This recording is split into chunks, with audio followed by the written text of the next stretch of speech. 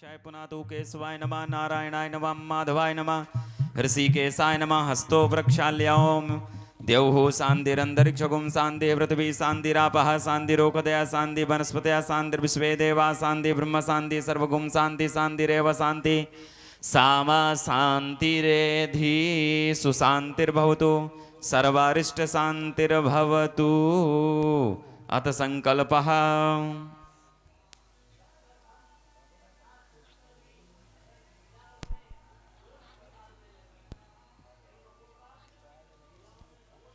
चलिए 3 बार बोलिए ओम विष्णुवे नमः, ओम विष्णुवे नमः, ओम विष्णुवे नमः। ओम विष्णुर्विष्णु विष्णु श्रीमद्भक्तो महापुरुषस्य विष्णुराग्नया प्रवर्तमानस्य अद्यत ब्राह्मणो द्वितीय अपरार्धे श्री सेतवाराहे कल्पे जम्बुद्वीपे भारतवर्षे भारतखंडे आर्यावर्त देशांतर्गते पुण्यक्षेत्रे कलुगे प्रथम चरणे मासोत्तमे मासानां माघ मासे शुभे शुक्ल पक्षे तृतीयां महापुण्यतिथौ भौमवासरांतर्गतेयां शुभयोगे शुभकन्ये शुभरास्ते चंद्रे शेषेष गृहेषु यथा यथा रासस्थानशेषु सत्सु ग्रह गुणगण विशेषण विष्टायां सुपुण्यतिथौ तृतीयायां महापुण्यतिथौ अमुक गोत्रोत्पन्नो। हम अपने गोत्र का नाम ले लीजिए, अपना नाम ले लीजिए। बोलिए मम सकल कामना संसिद्ध्यर्थम हेतु श्री सीताराम चंद्र देवता प्रियताम यथा पूजन सामग्री द्वारेण पूजन पूर्वकम उपरांते कथामृत श्रवणम चा अहम करिष्ये। ओम जाग्रतो दूरमुदयति दैवं तदु सप्तस्य तथैवैति दूरंगमं ज्योतिखां ज्योतिरेकांतन में मनः शिव संकल्पमस्तु। ओम लोकाभिरामं रणरंगधीरं राजीव नेत्रं रघुवंशनाथं कारुण्यरूपं करुणाकरन्दं श्रीरामचन्द्रं शरणं प्रपद्ये। अतुलितबलधामं हेमशैलावदेहं धनुजबन कृशानं ज्ञानिनामाग्रगण्यं सकलगुणनिधानं वारणानामधीशं रघुपतिप्रियभक्तं वात्मजातं नमामि। ओम भूर्वासों श्री गंगणपतये नमः, अंबिकायै नमः, श्री सीतारामचंद्र देवताभ्यो नमः, श्री हनुमतये नमः। ध्यानं ध्यानार्थे पुष्पाक्ष समर्पयामि। 3-4 बार जल छोड़ दो। पाद्योपाद्यम हस्ते अर्घम मुखे आचमनीयम सर्वांगे स्नानम समर्पयामि। गंधादि संपूजयामि। ओम त्वं गंधर्वाखनिस्त्वं इंद्रस्त्वं बृहस्पतिः त्वमोखदे सोमो राजा विद्वान् क्षमा दामुचियाता। गंधादि संपूजयामि नैवेद्यं निवेदयामि।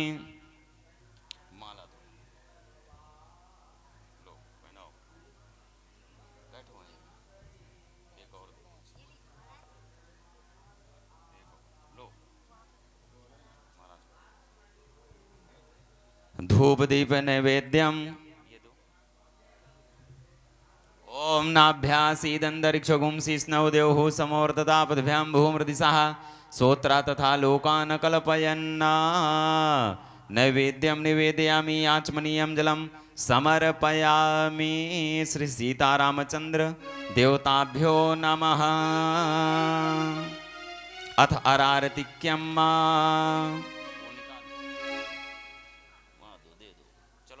व्यास जी का पूजन करवाएं, वो उठाओ। ओम स्वस्ति न इंद्रो वृद्धश्रवाः स्वस्ति नः पूषा। थोड़ा सा लगा दे, लगाए।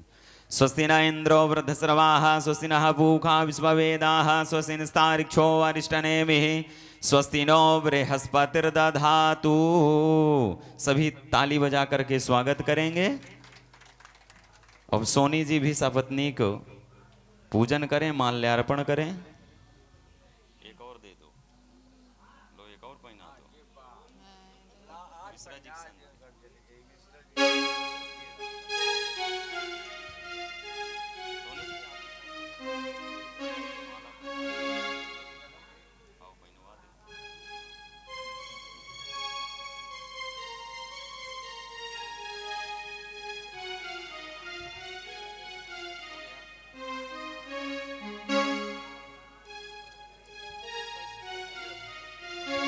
चलिए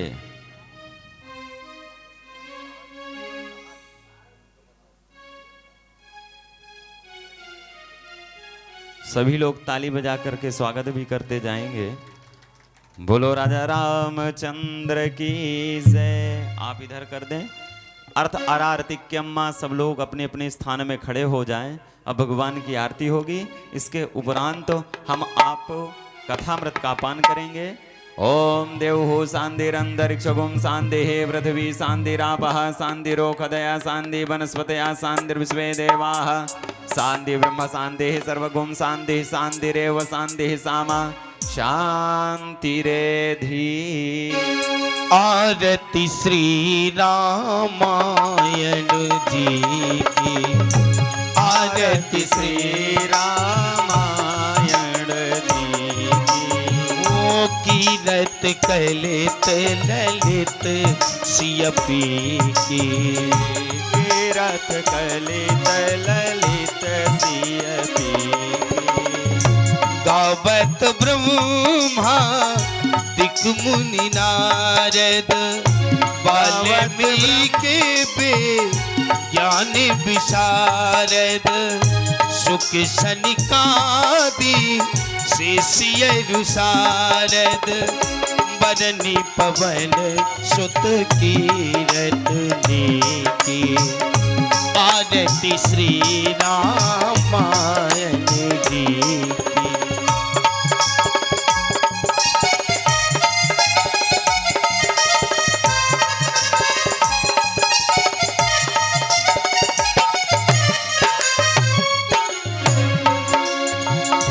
गावत वेद पुराण अष्टदश शिव शास्त्र सब ग्रंथन को रस मुनि जन धन सल तन को सर्वस सारे अंश संमत सब ही की। आरती श्री रामायण जी की।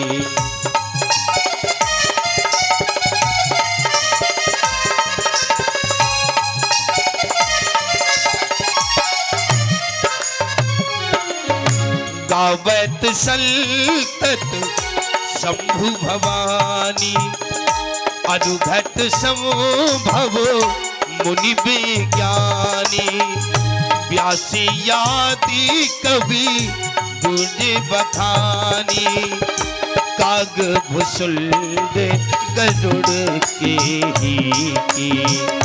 आरती श्री रामायण जी की।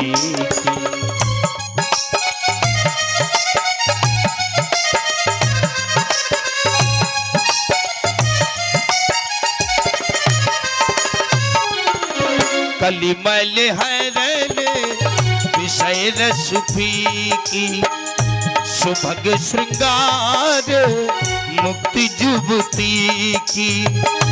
तलने रोगी भव मूरी अमी की तात मात सब विधि तुलसी की। आरती श्री रामायण जी की। कर्पूर गौरम करुणावतारम संसार सारम भुजगेन्द्रहारम वसंतमि भवम भवानी शतम नमामि। तुमेव माता च पिता तुमेव बंधु च सखा तुमेव मेध्या दृढ़ं तुमेव सर्वं मम देवदेव। हरे राम राम राम हरे हरे कृष्णा कृष्णा कृष्णा हरे हरे राम राम हरे हरे कृष्णा कृष्णा कृष्णा हरे हरे राम हरे राम हरे राम हरे राम हरे राम हरे राम हरे राम हरे राम हरे हरे। हेलो। अथ जलेन शीतलीकरणं पुष्पै देवादिवंदनम आरोग्यार्थे आत्मादिवंदनम। भगवान को आरती दे दें, स्वयं आरती ले लें।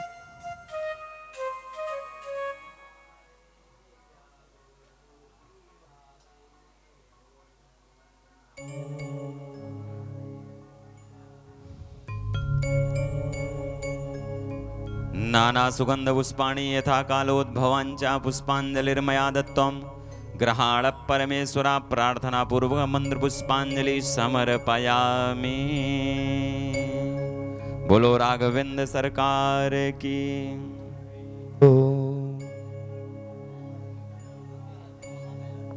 बब्बू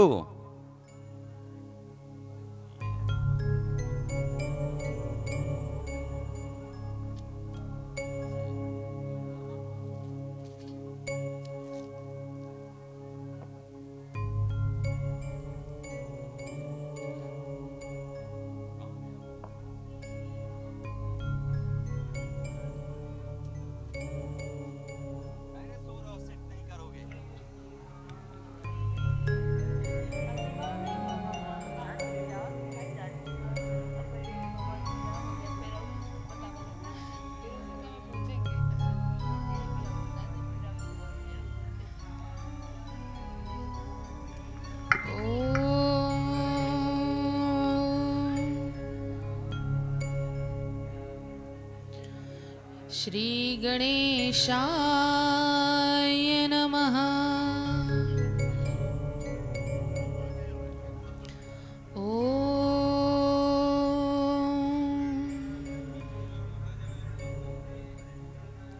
श्री रामकृष्णचंद्राय नमः।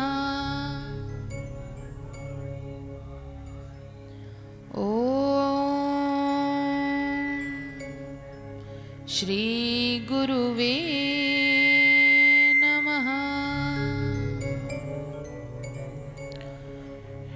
शुक्लांबरधरं देवं शशिवर्णं चतुर्भुजं प्रसन्नवदनं ध्यायेत् सर्वविघ्नोपशान्तये।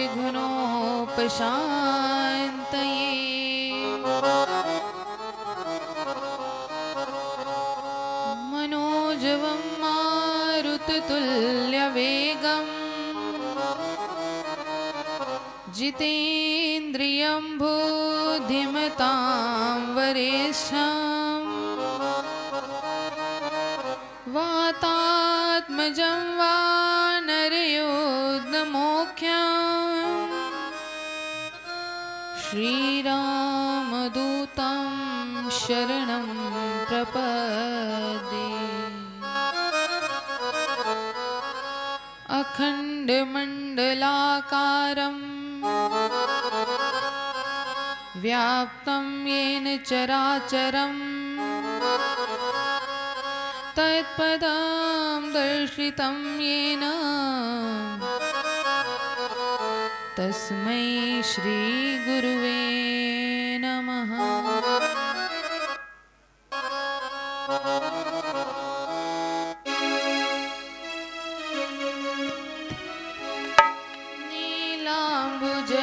नीलाम्बुजश्याम मलकोमलांगं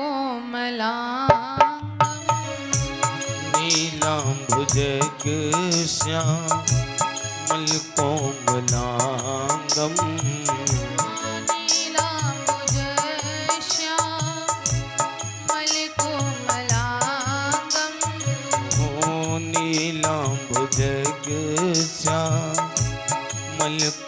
मलकोमलांगं सीता समारोपितवामभागं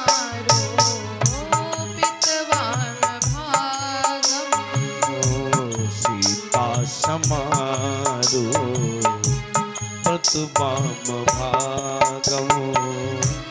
लोकाभिरामं रणरङ्गधीरं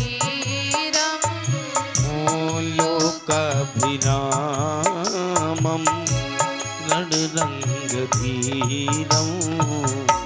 राजीवनेत्रं रघुवंशनाथं राजीवनेत्रं रघुवंशनाथं कारुण्यरूपं करुणाकरान्तं कारुण्यरूपं करुणाकरन्तं श्रीरामचन्द्रं शरणं प्रपद्ये।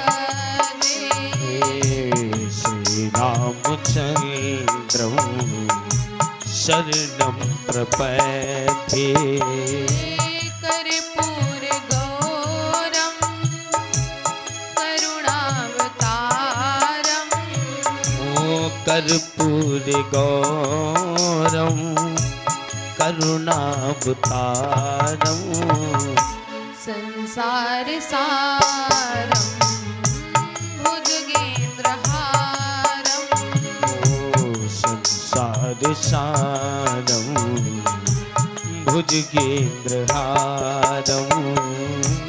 बन्धु गुरुपद पदुम परागा बल्दहु गुरुपद पदुम परागा सुरुचि सुबास सरस अनुरागा सुरुचि सुभास सरस अनुरागा श्री गुरुपद नख मणिगण ज्योति श्री गुरुपग नख मणिगण ज्योति सुमिरत दिव्य दृष्टि होती सुमरत देव दृष्टि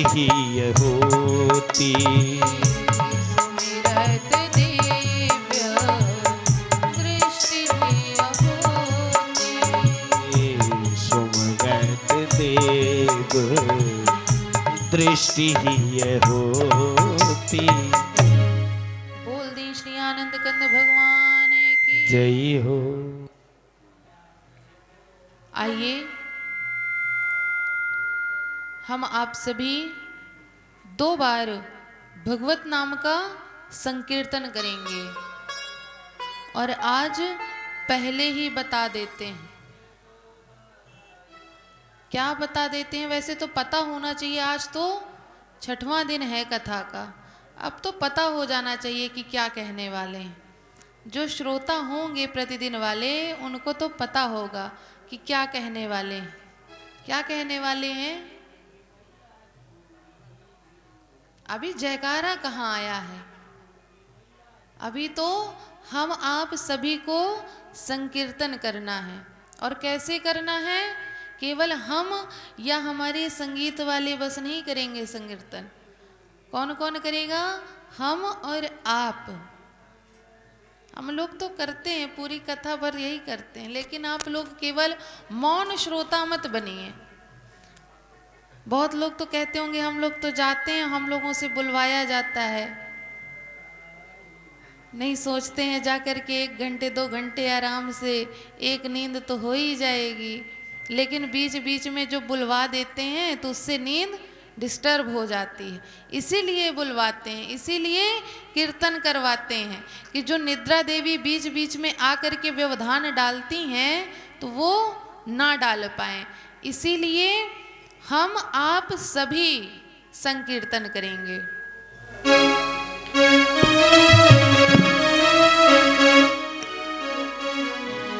श्री राम जय जय राम, श्री राम जय जय राम। श्री राम जय जय राम, श्री राम जय जय राम। श्री राम जय जय राम, श्री राम जय जय राम। श्री राम जय जय राम, श्री राम जय जय राम।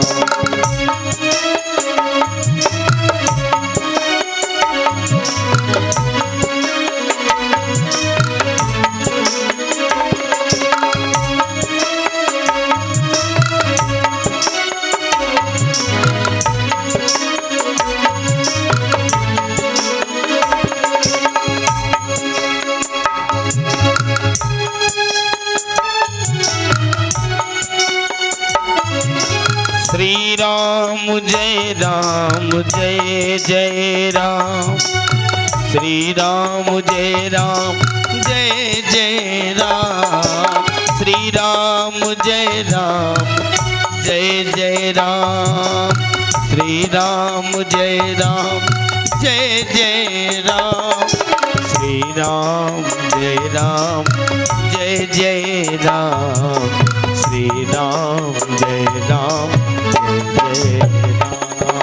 श्री राम।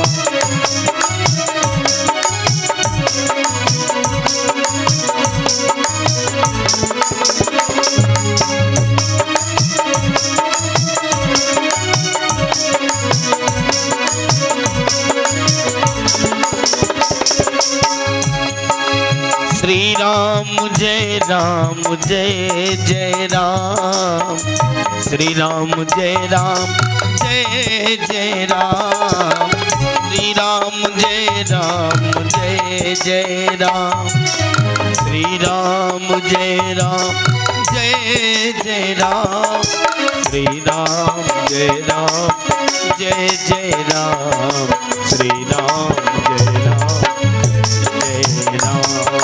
श्री राम जय जय राम, श्री राम जय जय राम, जय जय राम, जय जय राम।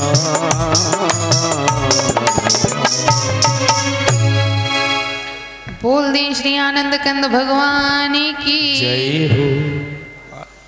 आज हमारे संगीत वाले अगर रुके नहीं तो किसी ने रोका भी नहीं, किसी ने ये नहीं कहा कि नहीं भैया अभी रुक जाओ हम भी कीर्तन बोलेंगे। आज हम यही देख रहे थे, इसीलिए बीच में कुछ नहीं बोले, इसीलिए बीच में कुछ नहीं बोले कि देखते हैं कि कोई इच्छुक है कीर्तन करने के कि नहीं। लेकिन देख रहे हैं कि बस बैठे हैं, सारी मेहनत जो बैठे हैं वक्ता वो करें और संगीत वाले करें, हम काहे को करें। हम तो केवल सुनने का कार्य करने के लिए आए। अरे सुनने से बस भगवान का नाम सुनना बस नहीं चाहिए, उनका नाम बोलना भी चाहिए, उनका कीर्तन करना भी चाहिए। वरना कथा पंडाल में बैठने का अर्थ क्या हुआ। कथा तो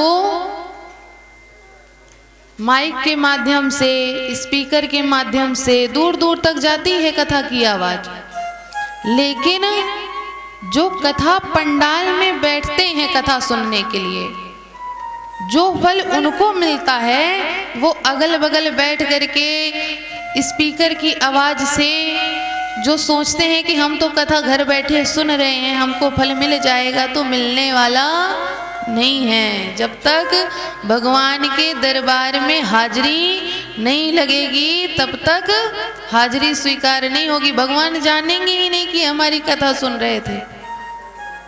इसलिए कथा पंडाल में बैठ करके कथा सुनना चाहिए, और कथा पंडाल में बैठेंगे तो किसी ना किसी बहाने भगवान का आपके मुख से भी नाम निकलेगा।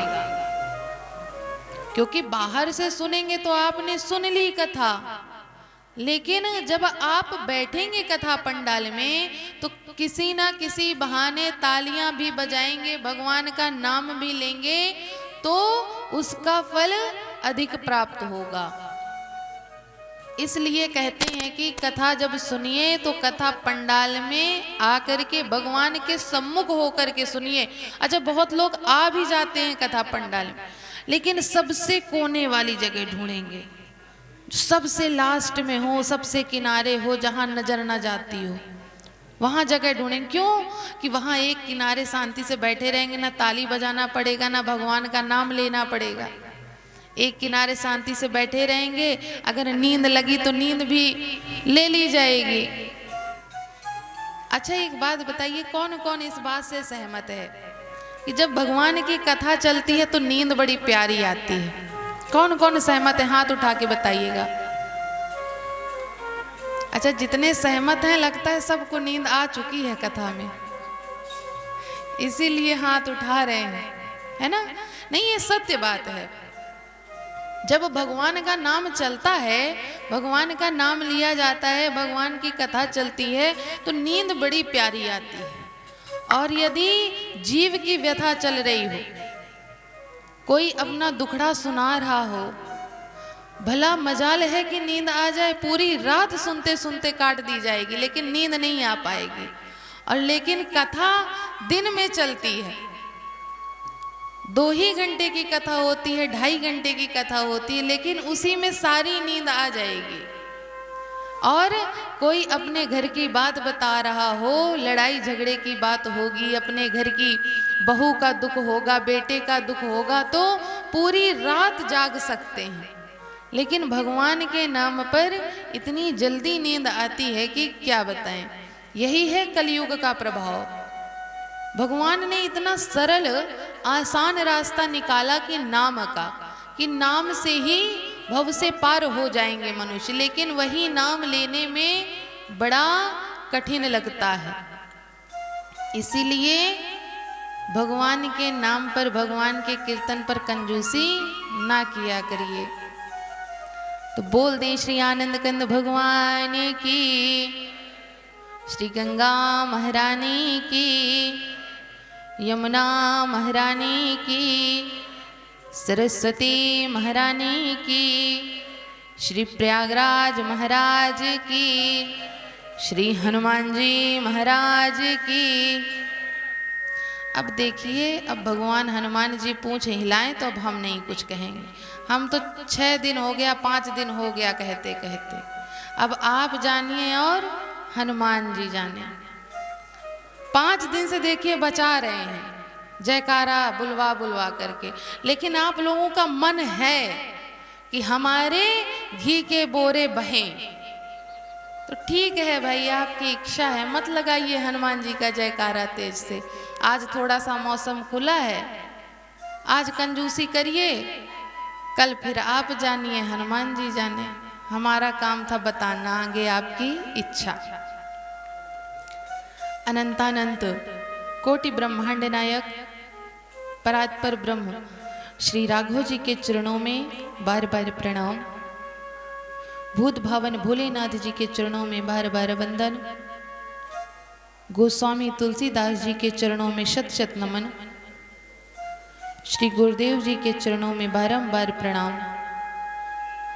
एवं आप सभी भाई बंधु, माता एवं बहनों को सादर जय श्री राम।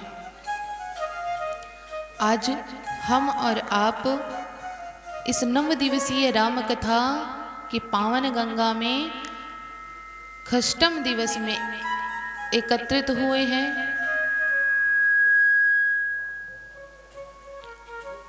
आज हम और आप इस राम कथा की पावन गंगा में अब डुबकी लगाने के लिए तैयार हैं कि नहीं हैं? अच्छा, जिसको नींद ऊंद आ रही हो पानी वानी पी ले, क्योंकि आज की डुबकी बड़ी लंबी है, इसलिए सब तैयार होकर के बैठेंगे। अच्छा, कल की कथा में, पूर्व की कथा में कौन सी कथा बताई गई? कल कौन सी कथा चल रही थी? यजमानिन जी हमारी बता दें। सीताराम जी का विवाह था, वो तो बाद की बात हुई है। इसके पहले क्या हुआ?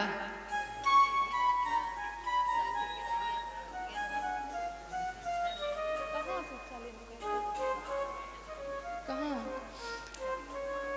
अब एक बात बताइए, देखिए, जो अच्छा उतनी दूर बैठे हैं उनका तो मान सकते हैं कि चलिए भूल जाते होंगे, नींद आ जाती होगी, लेकिन जो सामने हमारे बिल्कुल बगल में जजमानी जी बैठी हैं वो भी भूल जाती हैं।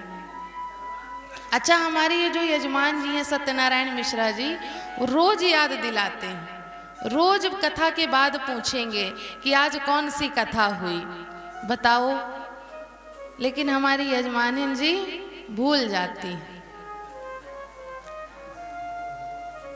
पूर्व की कथा में हम आप सभी ने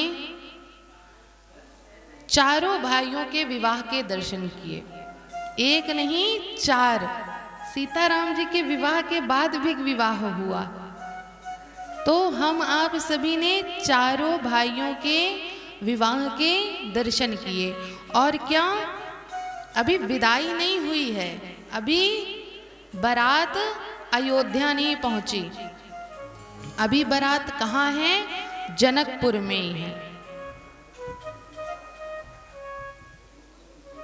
जो हमारे राजा जनक जी हैं, उन्होंने बारात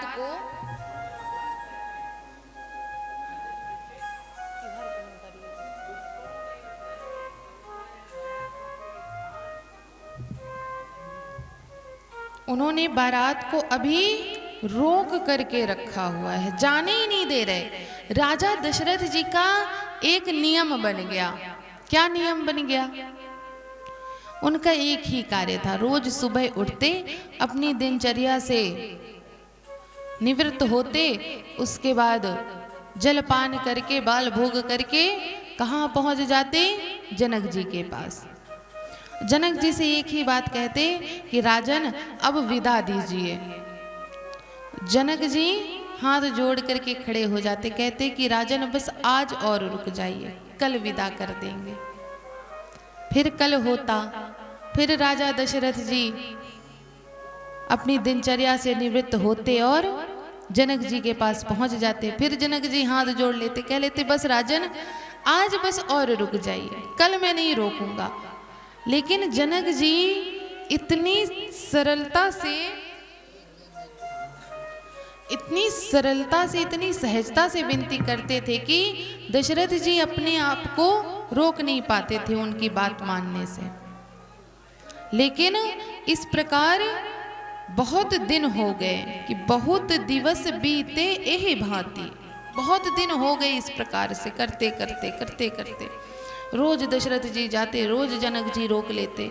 अच्छा, अब तो एक दिन भी बारात नहीं रुकती। अब तो रात में बारात 12 से 1 बजे 2 बजे आती है और सुबह 5 बजे से कह देते हैं कि चलो चलो विदाई का समय हो गया, समय निकला जा रहा है। अब तो घराती एक दिन का भी स्वागत नहीं कर पाते, ऊपर से घर में नहीं भोजन बनवाते। अब आजकल क्या चला है? होटल में बुकिंग हो गई, बढ़िया शाम को बफर चला, बफर में बढ़िया अपने से खाया, ना कोई परोसने वाला, ना कोई स्वागत करने वाला, ना कोई सत्कार करने वाला, ना कोई पूछने वाला कि आपने पाया कि नहीं पाया। अपने से भाई निकालो, अपने से खाओ, जो इच्छा हो सो करो, हमसे मतलब नहीं है। अब वो स्वागत बारातियों का नहीं। पहले बाराती बड़े इतराते थे कि अरे बारात में जा रहे हैं, बड़ा स्वागत होगा, बड़ा सत्कार होगा। लेकिन अब वो स्वागत और सत्कार नहीं मिलता, क्योंकि माताएं बहनें अब इतने लोगों का भोजन बना नहीं पाती। कहती हैं कि अब हम नहीं, काम करो, हलवाई बुक करो, एक होटल बुक करो और वहीं पे बारात आएगी, वहीं पे भोजन होगा, वहीं पे उनका सत्कार होगा, सब वहीं होगा। लेकिन यहाँ पर क्या है, इतने दिन हो गए, अभी बारात रुकी हुई है और रुकी है। अच्छा, जो कोई ज़्यादा दिन रुक जाता है, मेहमान किसी के घर में आता है, 1 दिन 2 दिन तो बड़ा स्वागत करते हैं, बड़ा सत्कार करते हैं। आज ये व्यंजन खिलाएंगे, आज ये बना करके खिलाएंगे, आज यहाँ ले जाएंगे घुमाने। लेकिन जब वो 2-4 दिन 5 दिन रुक जाते हैं तो 5वें दिन से घर के अंदर से आवाज़ आती है कि पूछो कब का रिजर्वेशन है जाने का, जाएंगे कि यहीं बने रहेंगे। पूछने लगते हैं। अच्छा, माताएं ज्यादा पूछती हैं कि नहीं? कितने दिनों तक मेहमान को बना के खिला सकती हैं? 2 दिन, 2 से तीसरे दिन नहीं। अच्छा, जो मेहमान किसी के यहाँ जाने वाले हो ना, तो अब समझ जाइएगा भाई, 2 दिन से ज्यादा कहीं मेहमानी मत करिएगा। तीसरे दिन से वो मेहमान नहीं रह जाते। बस 2 दिन की मेहमानी करिएगा जहाँ करिएगा। लेकिन यहाँ पर क्या है, इतने दिनों से बारात रुकी हुई है, 1 माह होने वाला है, लेकिन जनक जी और मिथिलानियाँ दिन प्रतिदिन बढ़ चढ़ के स्वागत करती हैं। उनके स्वागत में कमी नहीं हो रही और वृद्धि ही होती जा रही। पहले कम व्यंजन थे, अब व्यंजन पे व्यंजन बढ़ते जा रहे हैं। ऐसा स्वागत आज तक कभी किसी ने नहीं किया होगा, किसी बारात का नहीं हुआ होगा। लेकिन अवधवासियों को तो बड़ा आनंद आ रहा था कि बहुत अच्छे अच्छे व्यंजन मिल रहे हैं। अयोध्या में कहा था, वहाँ तो सतुआ खाते रह जाते थे, यहाँ तो बड़े प्रकार के व्यंजन मिल रहे हैं। मिथिलानियाँ बढ़िया बना बना के पकवान खिला रही हैं। जो दुबले पतले आए थे वो हष्ट पुष्ट तंदुरुस्त हो गए, जो 40 किलो के थे वो 100 किलो के हो गए। सब तो बड़े प्रसन्न थे। लेकिन अब दशरथ जी कहते हैं कि हे राजन, अब हमें आज्ञा दीजिए, वहां पर राजपाट सब ऐसे ही है, अब वहां जाकर के भी आगे का कार्यक्रम करना है। सारी रानियां बारात का इंतजार कर रही हैं, उन्हें भी तो अपनी बहुओं को देखने की लालसा होगी। अच्छा, अभी तो वहां खबर एक यही है ना कि राम जी का विवाह हुआ, ये तो पता ही नहीं अभी माताओं को कि हमारे तीनों बच्चों का भी विवाह हो गया, तीनों लल्ला विवाहित हो गए, 4-4 बहुएं आएंगी। माताएं तो अभी एक ही बहू का इंतजार करने में बड़ी प्रसन्न थी, और यहाँ तो 4-4 बहुएं आ रही हैं। अब तो प्रसन्नता का कोई ठिकाना ही नहीं है। शतानंद जी जो जनक जी के कुल गुरु थे, उन्होंने जनक जी को समझाया कि हे राजन, अब आप अपनी पुत्रियों को विदा करिए। अच्छा, राजा जनक जी क्यों नहीं विदा कर रहे थे?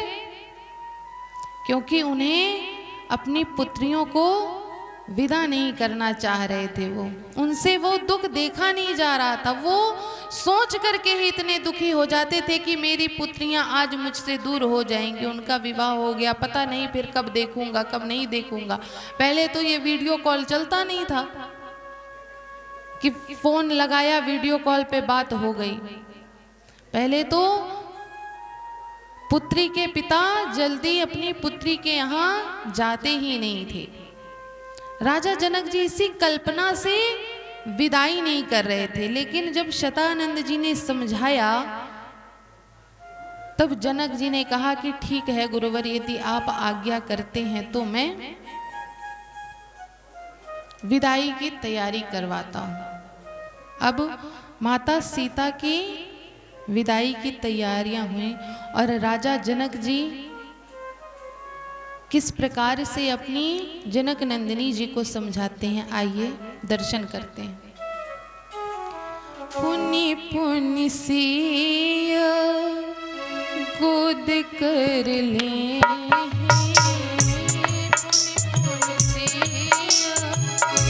गोद कर ले,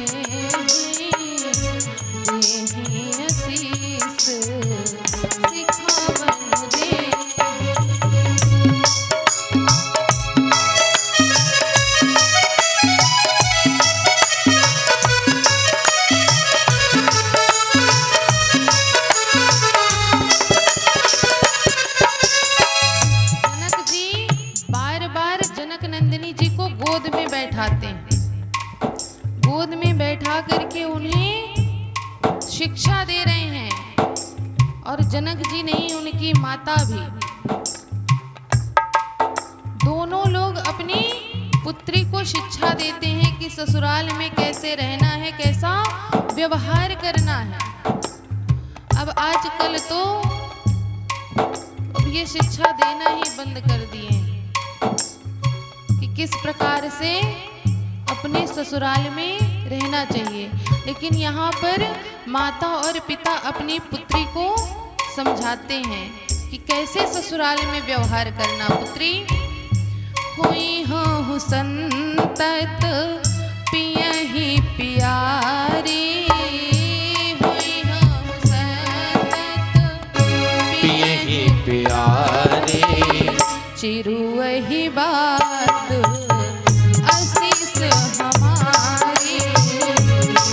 यही बात आशीष हमारे। सास ससुर गुरु सेवा कर सासु ससुर गुरु सेवा करहु। पति रुख लखिया यशवन सरहु। पति रुख लखिया यकियन सरहु। जनक जी कहते हैं कि हे पुत्री सीते, जब अपने ससुराल जाना ना, तो अपने जो गुरु हैं उनको और अपने सास अपने ससुर की बड़ी सेवा करना। उनकी सेवा में कोई कमी मत रखना, क्योंकि एक माता पिता तुम छोड़ करके जा रही हो, लेकिन वहां पर तुम्हारे दूसरे माता पिता तुमको संभालेंगे। ये मत सोचना कि यहाँ माता पिता छूट गए तो वहां पर माता पिता नहीं है। कभी उनको अपना सास और ससुर मत मानना, हमेशा उनको अपनी माता और अपने पिता ही मानना। ये समझना कि राजा दशरथ जी ही जनक जी हैं और जो तीनों रानियां हैं वही तुम्हारी माता हैं। और जिस प्रकार यहाँ पर गुरुदेव शतानंद जी हैं, उसी प्रकार तुम्हें वहाँ पर भी गुरु वशिष्ठ जी मिलेंगे। उनकी आज्ञा का पालन करना। गुरु पितु मातु सेवा करहु। गुरु पितु मातु सेवा करहु। पति रुख लखिया यशवन सरहु। पति रुख लखिया यश अनुसरहु। पति रुख लखिया यशवन सरहु। पति रुख लखिया यश अनुसरहु। जनक जी कहते हैं कि सबका ध्यान रखना और अपने पति अर्थात रामचंद्र जी की बातों का सदा ही अनुसरण करना। उनकी आज्ञा के विमुख कभी मत जाना, जैसा वो कहें वैसा ही करना। माता सीता अपनी माता और पिता की बातों की गांठ बना लेती हैं कि मेरे माता पिता ने ये मुझे समझाया है और मैं जा कर के अपने ससुराल में यही व्यवहार करूंगी। अब विदाई की तैयारी हुई। माता सीता की पालकी चारों दुल्हनों की पालकी तैयार हो गई। राजा जनक जी ने सबको विदाई दी, सबकी विदाई करी। यहाँ पर दशरथ जी ने मांगा नहीं है, दशरथ जी ने मांगा नहीं कि हमें ये चाहिए, जनक जी ने स्वेच्छा से दिया। इसलिए जो स्वेच्छा से दिया जाता है वही लेना चाहिए। जबरदस्ती करके मांगना नहीं चाहिए कि हमको ये चाहिए, कि हमको 4 व्हीलर गाड़ी चाहिए, हमको इतना कैश चाहिए, हमको ये चाहिए, हमको इतना सोना चाहिए, हमको इतनी चांदी चाहिए। मांगना नहीं चाहिए। आप मांग करके क्या बन जाते हैं? भिक्षुक बन जाते हैं। जो स्वेच्छा से दिया जाए उसको ही लिया जाए। जबरदस्ती का लेना फलकारी नहीं होता है। अच्छा, आप खूब मांग लीजिए और पुत्री के पिता ने खूब आपको दिया, ठीक है। अब जब वही पुत्री विदा होकर के आएगी तो वो बात बात पे पता है क्या कहेगी कि मैं इतना लेकर के आई हूँ, क्या मैं ये काम करने के लिए आई हूँ? क्या मैं रोटी बनाऊंगी? मेरे पिता ने मुझको इतना दिया है, क्या रोटी बनाने के लिए दिया है? नौकर लगाओ, मैं बनाने वाली नहीं हूं। इसलिए कभी मांगना नहीं चाहिए। स्वेच्छा से जो मिल जाए वो रख लेना चाहिए।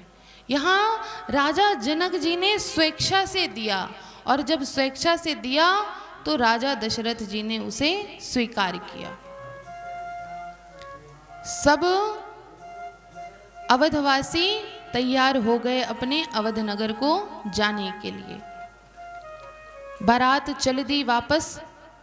जनक जी जो इतने विदेही थे, जिनको कभी किसी से मोह नहीं था, प्रेम नहीं था, लेकिन आज वो भी पुत्री के प्रेम में बारात के पीछे पीछे चल दिए, पालकी के पीछे पीछे बहुत दूर तक गए।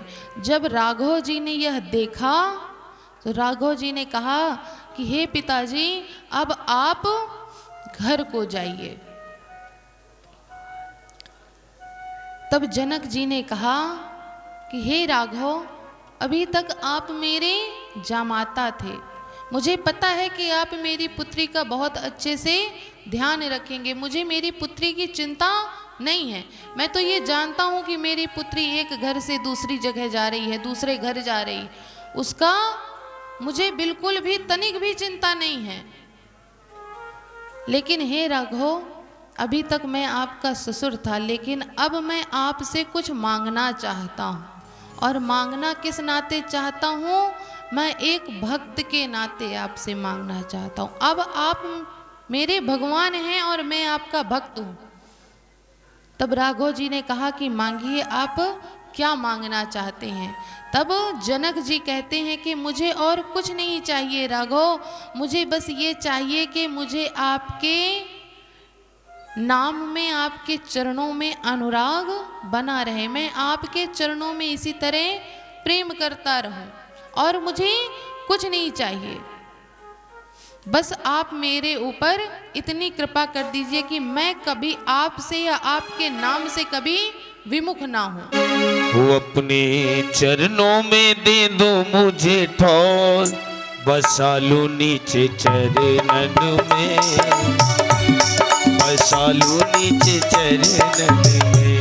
अपने चरणों में दे दो मुझे ठोर, वो अपने चरणों में दे दो मुझे ठोर, बसा लो नीचे चरणन में, बसा लो नीचे चरणन में।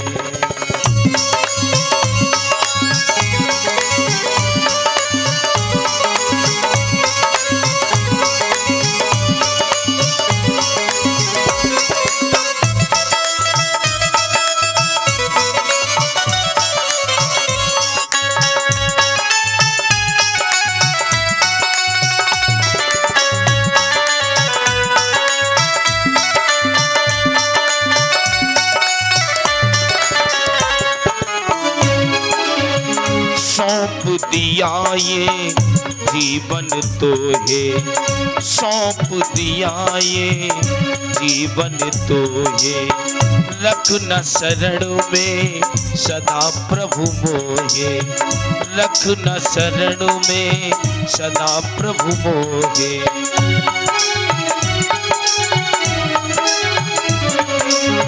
वो मुझको चाहिए ना कुछ और, मुझे चाहिए ना कुछ और, बसा लो नीचे चरणन में, बसा लो नीचे चरणन में, बसा लो नीचे चरणन में, बसा लो नीचे चरणन में।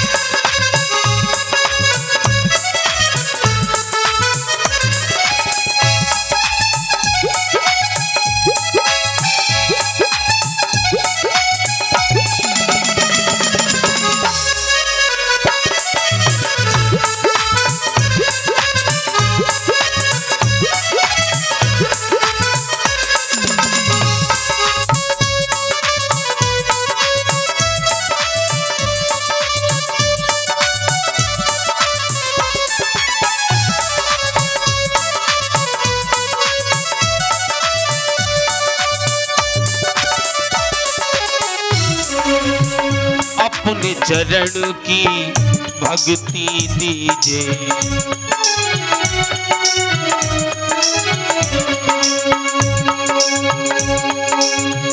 अपने चरण की भक्ति दीजिए, अपनी शरण में मोहि रख लीजिए, अपनी शरण में मोहि रख लीजिए।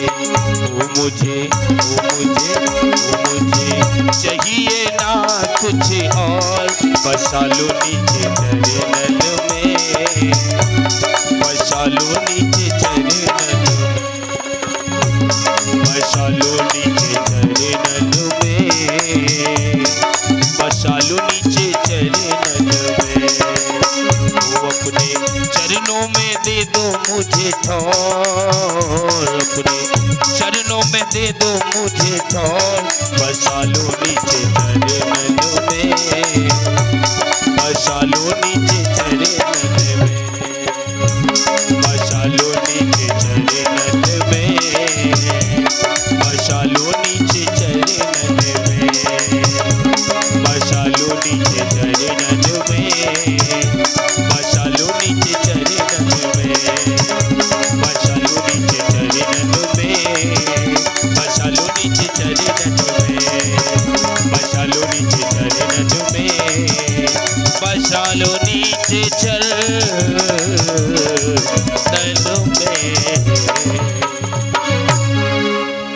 बोल श्री आनंद कंद भगवान की जय हो।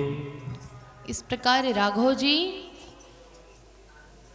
ने जनक जी को अपने चरणों के प्रति प्रेम दे करके, अनुराग दे करके वहां से विदा लिया।